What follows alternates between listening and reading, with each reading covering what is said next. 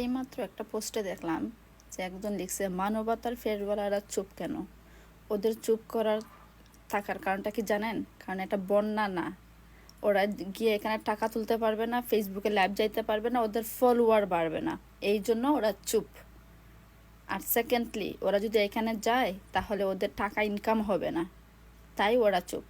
তাই রিমেম্বার রাখবেন, ওদেরকে মানবতার ফেরিওয়ালা বলে না, ওদেরকে সুযোগের সন্ধানী বলে।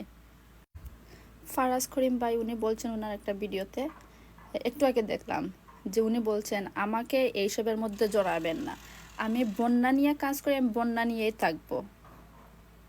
মানে আয়মান সাদিক বলছেন উনি খুব গুরুত্বপূর্ণ একটা কাজে ওনার বাবার সাথে ঢাকার বাহিরে যেতে হচ্ছে।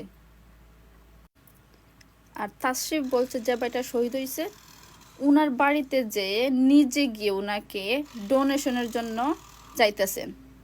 মানে এদেরকে কি ফেরিওয়ালার মানবতার ফেরিওয়ালা বলে?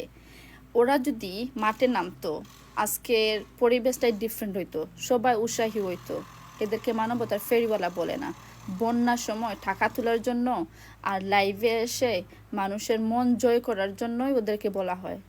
এখানে ওরা লাইভ করতে পারবে না, ওদের এখানে গেলে ওদের জীবনের ঝুঁকি আছে, এজন্য ওরা এখানে যায় নাই।